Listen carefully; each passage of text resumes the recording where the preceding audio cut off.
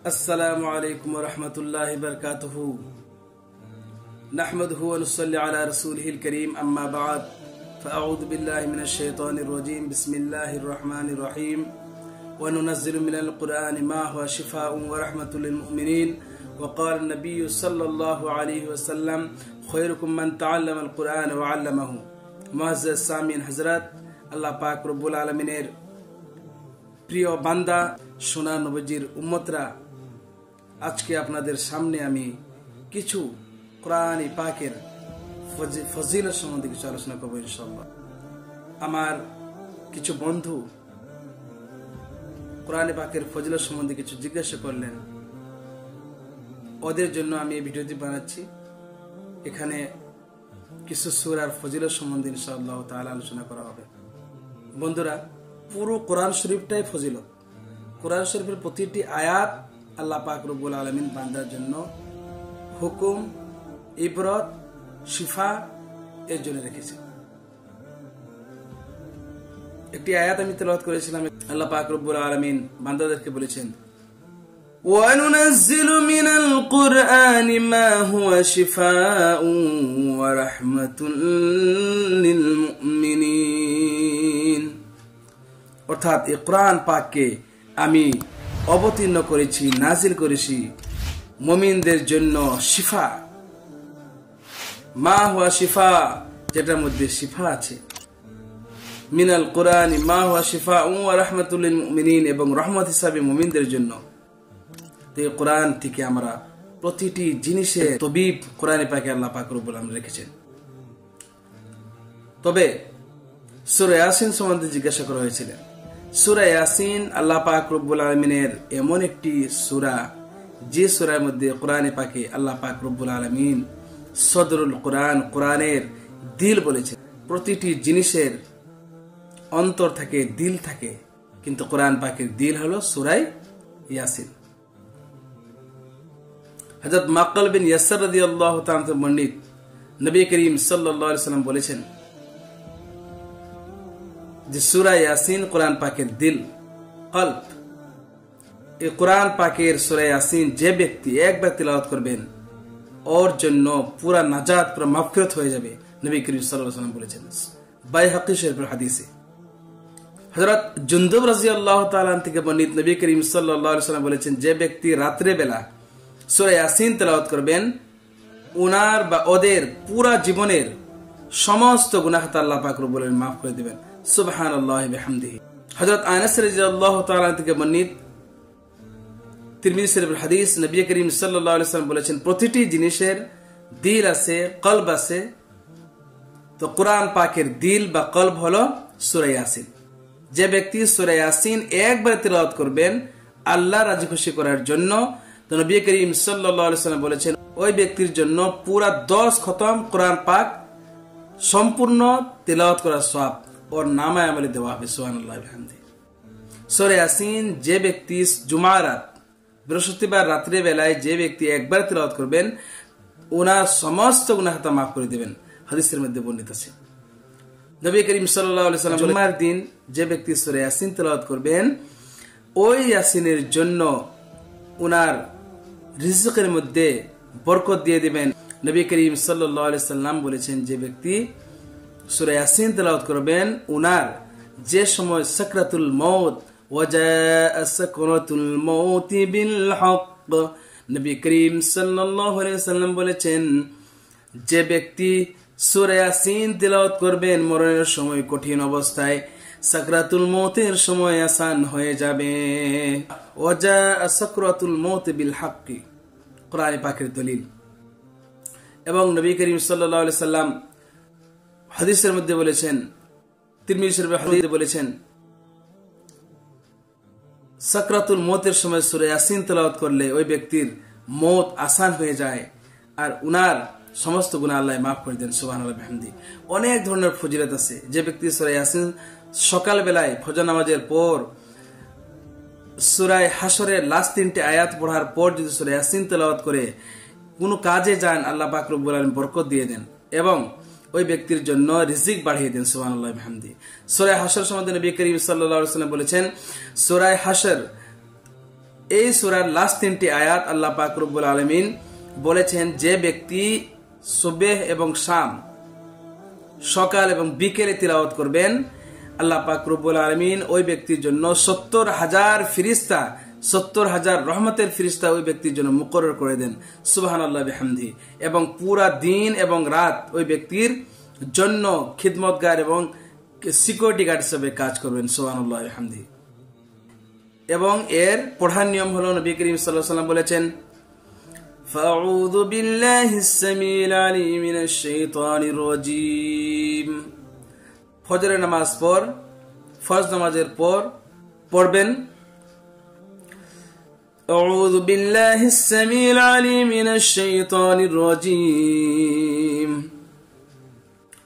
আউযু বিল্লাহিস সামিল আলিম মিনাশ শাইতানির রাজীম أعوذ بالله السميع العليم من الشيطان الرجيم هو الله الذي لا إله إلا هو عالم الغيب والشهادة هو الرحمن الرحيم هو الله الذي لا إله إلا هو الملك القدوس السلام المؤمن المهيمن العزيز الجبار المتكبر। এমন আখির আয়াত পর্যন্ত যে ব্যক্তি 3টি আয়াত পুরা করবেন এবং সূরা ইয়াসিন তেলাওয়াত করবেন এই ব্যক্তির জন্য আল্লাহ পাক রব্বুল আলামিন ওই দিনের জন্য পুরাটা জিম্মাদার হয়ে যান সুবহানাল্লাহ বিহামদিহি। সূরা ওয়াকিয়া, কিছু আমার বন্ধু বলেছেন সূরা ওয়াকিয়া সম্বন্ধে বলেছেন ওয়াকিয়া পড়লে কি হয় ওর ফজিলত কি। তো সূরা ওয়াকিয়া এমন একটি সূরা যার জন্য হযরত ইবনে মাসউদ রাদিয়াল্লাহু তাআলা থেকে বর্ণিত উনি বলেছেন যে আমি নবী করিম সাল্লাল্লাহু আলাইহি সাল্লাম থেকে শুনেছি সূরা ওয়াকিয়া যে ব্যক্তি তেলাওয়াত করবেন পুরো 24 ঘন্টার মধ্যে দিন রাতের মধ্যে একবার তেলাওয়াত করবেন ওই ব্যক্তি কোনোদিন গরিবী আনার মধ্যে কোনো ফকিরি অবস্থায় মিসকিন অবস্থায় যাবে না। এর জন্য হযরত ইবনে মাসউদ রাদিয়াল্লাহু তাআলা আনহু ওনার পুরা জীবনে সূরা ওয়াকিয়া তেলাওয়াত করতেন এবং ওর ছেলে মেয়েদেরকে উপদেশ দিতেন। ইবনে কাসির বলেছেন হযরত ইবনে মাসউদ রাদিয়াল্লাহু তাআলা আনহু যখন বেমার ছিলেন হযরত উমর ফারুক হযরত উসমান গনি রাদিয়াল্লাহু তাআলা আনহু ওনার খোঁজ খবর নিতে এখানে গিয়েছিলেন। হযরত ইবনে মাসউদ রাদিয়াল্লাহু তাআলা আনহুকে বলেছিলেন আপনার কষ্ট কোন কথার মধ্যে? হযরত ইবনে মাসউদ উত্তরে বললেন যে আমি আমার দুঃখ এই কথার মধ্যে যে আল্লাহ আমাকে মাফ করেন কিনা, আল্লাহ আমার গুনাহকে মাফ করেন কিনা। এবং আবার হযরত উসমান গনি রাদিয়াল্লাহু তাআলা আনহু বলেন তোমার চাহিদা কি, কি চাও তুমি? হযরত ইবনে মাসউদ রাদিয়াল্লাহু তাআলা বলেছিলেন যে আল্লাহ আমার গুনাহকে যেন মাফ করে দেয়, আল্লাহর রহমতের আমি আশা করি, আল্লাহর রহমত চাই। এই কথার পর হযরত উসমান গনি রাদিয়াল্লাহু তাআলা বললেন যে আমি আপনার জন্য কোনো ডক্টরের ব্যবস্থা করি। হযরত ইবনে মাসউদ উত্তরে বললেন ডক্টর তাই আমার বেমার, ডক্টরেই আমার বেমার, আমার জন্য করতে হবে না, প্রয়োজন নেই। তারপর হযরত উসমান গনি রাদিয়াল্লাহু তাআলা আনহু বললেন যে আমি আপনার জন্য কিছু হাদিয়া দিতে পারি। হযরত ইবনে মাসউদ রাদিয়াল্লাহু তাআলা বললেন যে আমার কোনো প্রয়োজন নাই।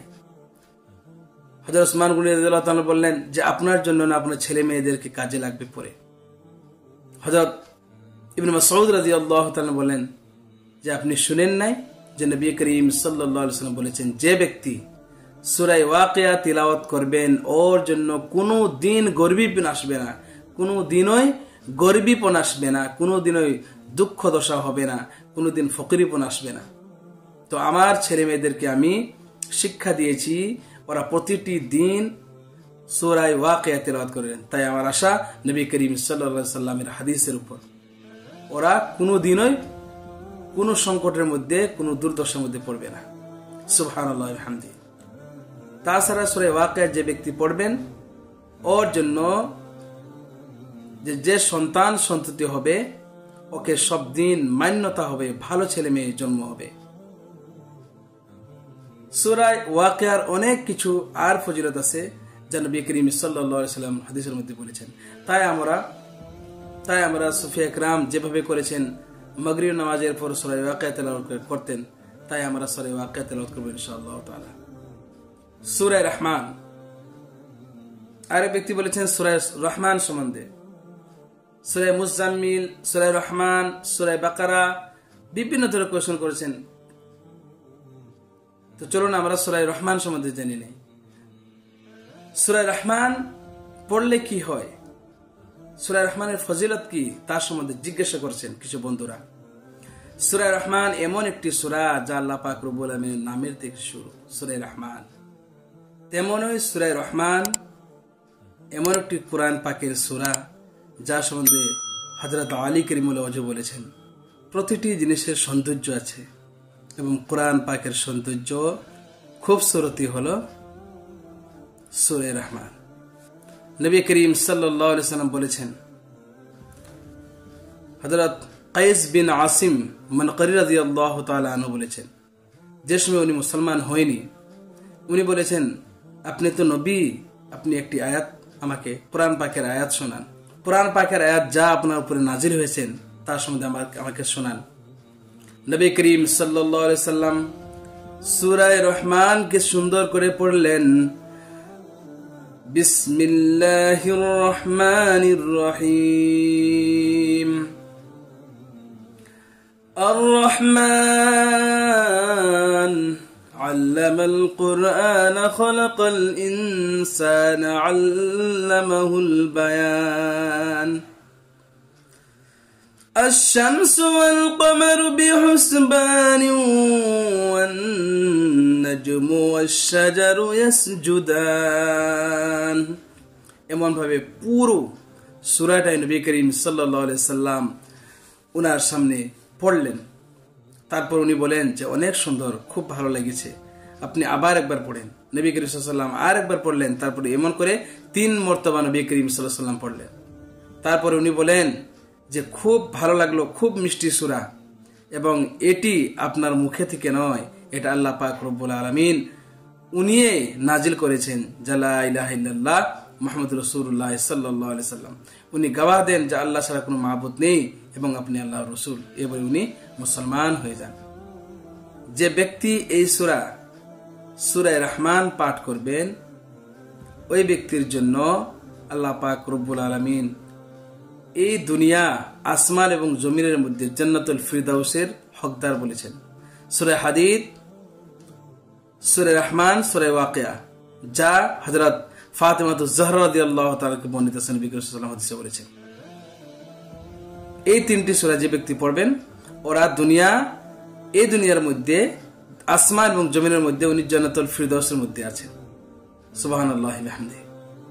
সূরা রহমান যে ব্যক্তি একবার পাঠ করবেন, নবী করিম সাল্লাল্লাহু আলাইহি ওয়াসাল্লাম বলেছেন, ওই ব্যক্তির জন্য সব ধরনের ফজিলতে পরিপূর্ণ করে দেন। যেমন ঘরে বরকত আসবে, ঘরের মধ্যে কোনো মুসিবত আসলে সরিয়ে যাবে, ঘরের মধ্যে কোনো দুষ্কৃতির আশঙ্কা থাকলে, জিন্নাত, ভূত ইত্যাদি থাকলে সরিয়ে যাবে।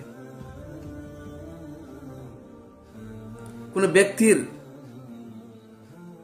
যদি খাসি, জ্বর, সর্দি, ব্যথা ইত্যাদি হয়, সূরা রহমান পড়ে ফুঁক দিয়ে দিলেন, ভালো হয়ে যাবেন। তাছাড়া কোনো ঘরের মধ্যে জিন, ভূত ইত্যাদির আশঙ্কা থাকলে, বা কোনো সাপ বা অন্যান্য কোনো খারাপ জিনিস থাকলে, যদি বের করার উপায় নেই, সূরা রহমান পড়ে জলের মধ্যে ফুঁক দিয়ে যদি ওই ঘরের কোনায় কোনায় যদি ফেলিয়ে দেওয়া হয়, তো ওই ঘরের মধ্যে আল্লাহ পাক রব্বুল আলামিন ওই মুসিবত থেকে মুক্ত করবেন।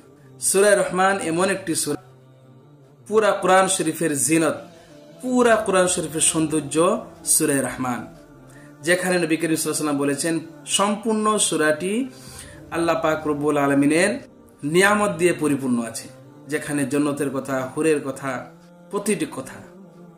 তাছাড়া যে 31 বার এই সূরার মধ্যে একটি আয়াত, যা ফাবিআই আলাই রাব্বিকুমা তুকাযযিবান, ফাবিআই আলাই রাব্বিকুমা তুকাযযিবান। এই আয়াতটি 31 বার আছে। আল্লাহ পাক রব্বুল আলামিন দিয়েছেন বান্দাদেরকে, এটা দিলাম ওটা দিলাম, তারপর বলেছেন তোমার আল্লাহকে, তোমার প্রভুকে তোমরা কিভাবে কোন জিনিসের মধ্যে ওকে ইনকার করতে পারবে, ছুট করতে পারবে। মিথ্যে কোন জিনিসের মধ্যে সাজানো আল্লাহকে যাবে না। এই আয়াতটি যখন পড়া হয় হাদিস শরীফের মধ্যে নবী করিম সাল্লাল্লাহু আলাইহি ওয়াসাল্লাম বলেছেন যে সাহাবায়ে কেরামরা চুপচাপ শুনে থাকতেন, কোনো কিছু কথা বলতেন না। কিন্তু জিন্নাতকে যে সময় জিন্নাতদেরকে শোনানো হয়, জিন্নাতের মধ্যে এই আয়াতের শেষে তারা বলতেন যে আল্লাহ আপনার কোন নিয়ামতকে আমরা অস্বীকার করি নাই। এই সূরা রহমান আল্লাহ পাক রব্বুল আলামিন বলেছেন, এই রহমান আল্লাহ পাক রব্বুল আলামিন খুব বেশি পছন্দ করেন, যা আল্লাহর সিফতি নাম। প্রথম সূরা রহমানের দুটি আয়াত, আর রহমানু আল্লামাল কুরআন, এই আয়াতটি যে ব্যক্তি পড়বেন বিভিন্ন ধরনের মুসিবত থেকে, যতই বড় খাতারনাক কোন মুসিবত হোক না কেন, আল্লাহ পাক রব্বুল আলামিন ওকে শিফা দেন বলেছেন। কোন মুসিবতের মধ্যে পড়লে, কোন মুসিবতের মধ্যে পড়ে গেলে এই আয়াতটি দুটি পাঠ করে করে থাকবেন, আল্লাহ পাক রব্বুল আলামিন ওই মুসিবত থেকে হেফাজত করবেন। ইত্যাদি ইত্যাদি অনেক ধরনের ফজিলত আছে। তো ইনশাআল্লাহ তাআলা পুরা কোরআন আমাদের জন্য আল্লাহ পাক রব্বুল আলামিন নিয়ামত দিয়েছেন, রহমত দিয়েছেন এবং শিফা দিয়েছেন। অনেক বড় বড় আলিম আছেন যারা প্রায় আলোচনা করেন, তবু আমি এই ভিডিওর মধ্যে কিছু সরাসরি ভাবে আপনাদেরকে জানানো চাইছি, এর জন্য যেন এই হাদিসগুলো আমার জন্য এবং আপনাদের জন্য নাজাতের জরিয়া হাসরের ময়দানে বনে যায়। এবং তবলিগের জন্য আপনাদেরকে বলেছি ইনশাআল্লাহ আমল করার চেষ্টা করবেন, আর আমার জন্য দোয়া করবেন ইনশাআল্লাহ তাআলা, যেন আমিও এই আমলের মধ্যে থাকতে পারি বা আমল করতে পারি। আসসালামু আলাইকুম ওয়া রাহমাতুল্লাহি।